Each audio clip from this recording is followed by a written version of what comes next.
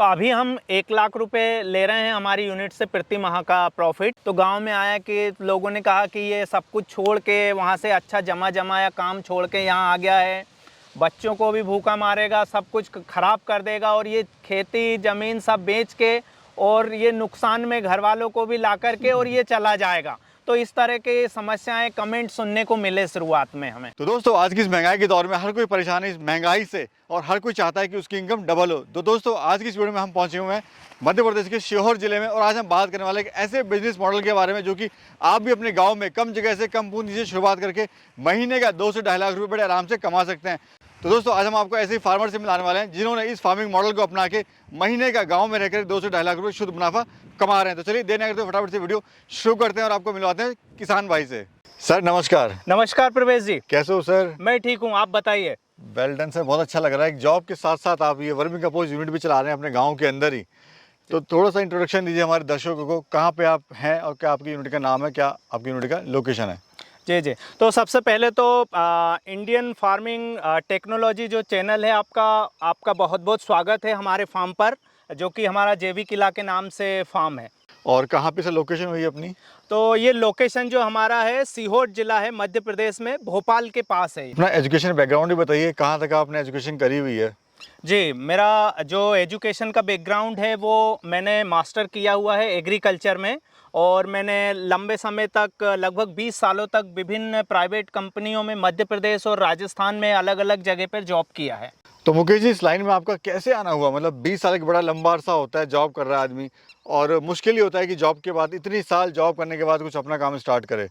जी, मैं जॉब कर रहा था क्योंकि मेरा जो बैकग्राउंड है वो फार्मिंग बैकग्राउंड है। तो लंबे समय से मेरे दिमाग में था कि जो मैं सिखा रहा हूँ, रूरल डेवलपमेंट में काम कर रहा हूँ, उसका कुछ मैं करूँ जिससे लोगों के लिए भी कुछ हो सके।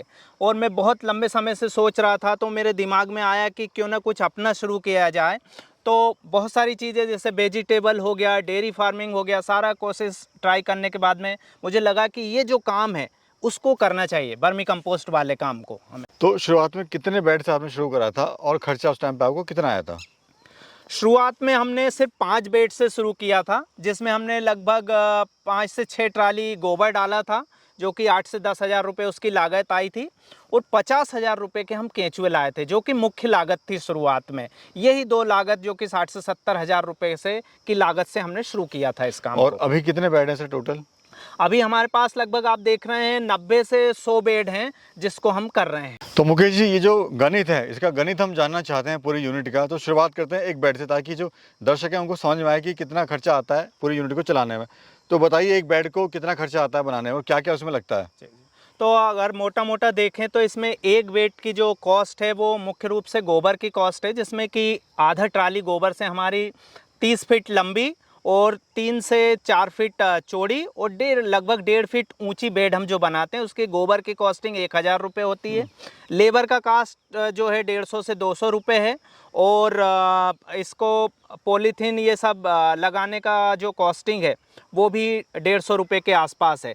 तो इस तरह से 1500 रुपये के लगभग ये कॉस्ट है।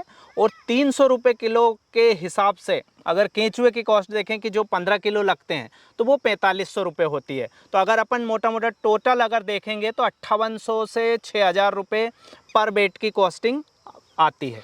कहीं पर ये कॉस्ट ज़्यादा हो सकती है, कहीं पर कम। रीज़न जो अर्थवॉर्म है आपने 300 रुपये केजी लिया, कहीं पर ये 200 मिलता है, कहीं पर 250 मिलता है, कहीं पर 450 मिलता है। तो ये कॉस्ट वेरी करती है, बट आपने जो लगाया वो लगभग 6000 रुपये में आपका एक बेड बन के तैयार हुआ। जी, ये हमारा पहली बार की कॉस्टिंग थी। तो मुकेश जी ये बताइए अपनी जो 100 बेड की यूनिट है उसकी रनिंग कॉस्ट क्या आ रही है?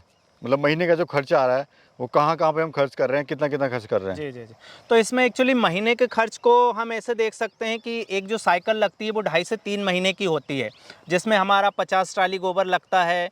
और अगर इसको हम महीने में अगर इसको बाइफरकेट करेंगे तो आप देखेंगे कि 40 से 45 हज़ार रुपये हमारा गोबर की कॉस्ट आती है और लेबर की कॉस्ट जो है वो भी मंथली अगर देखेंगे तो 45 से 50 हज़ार लेबर की, जिसमें बेड बनाने से लेके तो छनाई सारा काम लेबर का आ जाता है।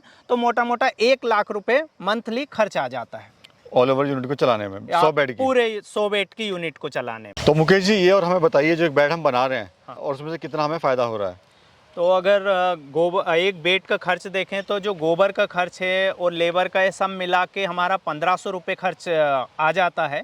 और इसमें क्योंकि जो हम 30 कुंटल इसमें 15 कुंटल हम इसमें गोबर डालते हैं तो उससे 6 से 6.5 कुंटल जो खाद तैयार होती है, जिसकी इनकम अगर देखें 700 रुपये क्विंटल के हिसाब से तो 4500 रुपये के लगभग का ये हमारा इससे इनकम होती है। और जो इसका लागत है वो 1500 रुपये आ रही है। तो जो हमारा गणित है वो ये है कि एक बेड से हमें 3000 रुपये की बचत हो जाती है। और कितने दिन में होती है सर ये 2.5 से 3 महीने का समय लगता है एक बेड को कंप्लीट होने में। मुकेश जी, अभी हम जानते हैं कि आप जो प्रोडक्ट दे रहे हैं जैसे खाद हो गया, अपना अर्थवर्म हो गया, उसका क्या रेट जा रहा है? तो खाद हमारा 700 से 1000 रुपये क्विंटल के रेट से जा रहा है। और जो अर्थवर्म है वो लगभग 300 रुपये किलो के हिसाब से जा रहे हैं। और ये कौन सी क्वालिटी अर्थवर्म की?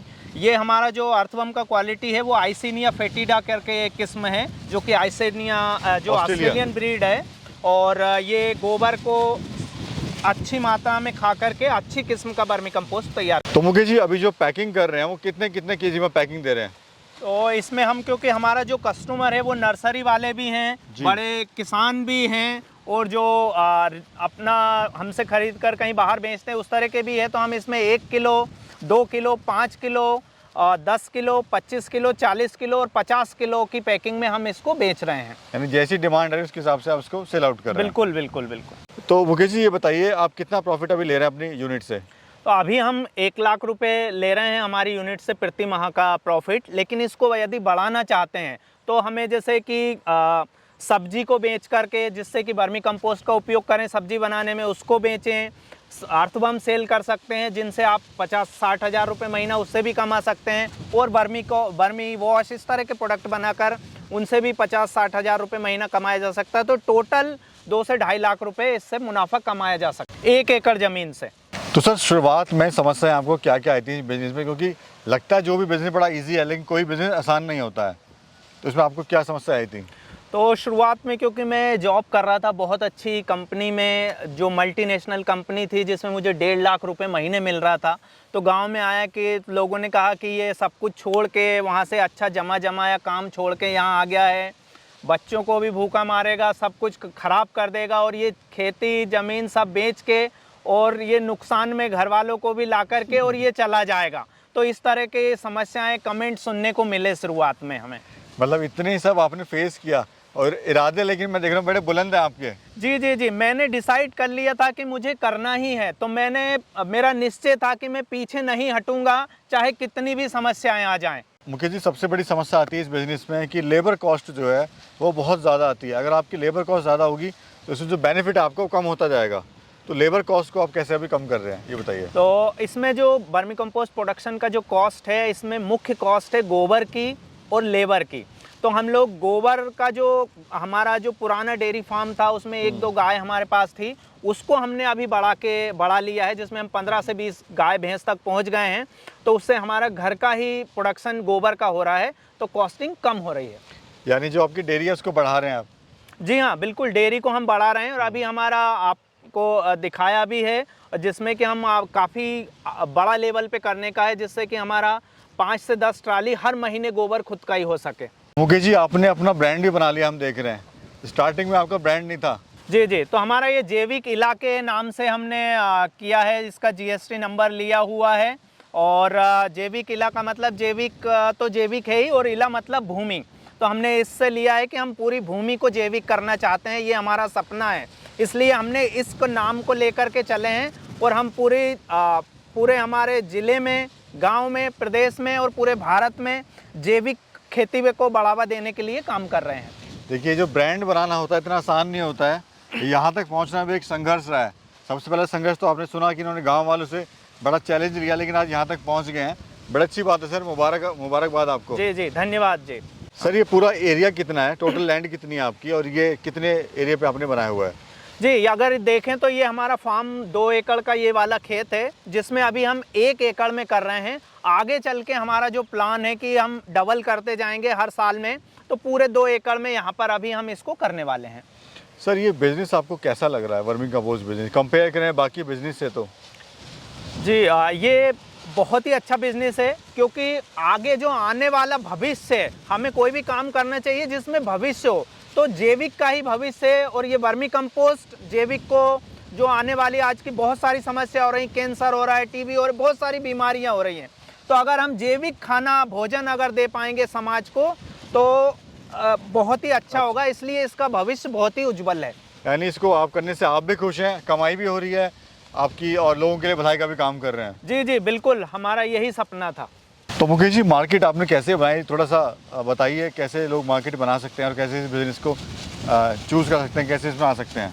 जी जी, तो हमने शुरुआत में जो हमारे पास में भोपाल डिस्ट्रिक्ट है जो कि राजधानी है, यहाँ पर बहुत सारी नर्सरियाँ हैं, उन पे नर्सरियों पे हमने जा कर शुरुआत में सैंपल दिए और धीरे धीरे ऑर्डर आने लगे। यानी शुरुआत में खुद ही आप गए थे? जी जी, शुरुआत में हम सैंपल लेके, जो हमारा वर्मी कंपोस्ट निकला उसका सैंपल लेके गए, हमारी पैकिंग दिखाई और उनको पसंद आया और धीरे धीरे ऑर्डर आने लगे। वैसे कहाँ कहाँ पर सेल होता है सर ये? आप तो दे रहे हैं नर्सरीज पे, और कहाँ कहाँ सेल कर सकते हैं? देखिए नर्सरीज पर दे रहे हैं, और किसान जो हमारे लहसुन, प्याज और बहुत सारी फसलों में जो कि सब्जियां हैं उनमें किसान हमारे से उपयोग कर रहे हैं। कुछ लोग हमसे किसान और भी दूसरी अन्य फसलों में, दलहन में, सब्जी में, आजकल तो गेहूं, सोयाबीन, इन फसलों में भी किसान वर्मी कंपोस्ट को डालने लगे हैं। तो मुकेश जी क्या कहना चाहते हैं हमारे दर्शकों को जो काम करना चाहते हैं, गांव में रहते हैं, परेशान हैं, कुछ करें लेकिन कर नहीं पाते, उम्र पूरी बीत जाती है, थोड़ा गाइड करें, क्या कर सकते हैं वो? जी ये धन्यवाद प्रवेश जी। मैं बताना चाहूँगा कि आपके चैनल के माध्यम से कि मेरे दिमाग में भी बहुत दिनों से था, मैं 20 साल तक जॉब किया, लेकिन ये मन में था कि कुछ अपना करें और क्या करें जिससे समाज के लिए भी काम हो सके, समाज की भलाई के लिए भी हो सके, कोई आमदनी के साथ में कुछ समाज को दे के जा सके। तो मैंने ये काम किया, क्योंकि मैं एग्रीकल्चर से पढ़ा लिखा हूँ, तो मुझे दिमाग में आया कि वर्मी कंपोस्ट जैविक वाला काम करना चाहिए, जिससे समाज को भी बहुत सारी बीमारियों से बचाया जा सके और मैं अपने घर की भी एक पीढ़ी को एक काम दे करके जाऊंगा जिसको वो आगे बढ़ा सकेंगे। बहुत बहुत शुक्रिया, विचार बहुत अच्छे लगे मुकेश जी, बहुत बहुत शुक्रिया।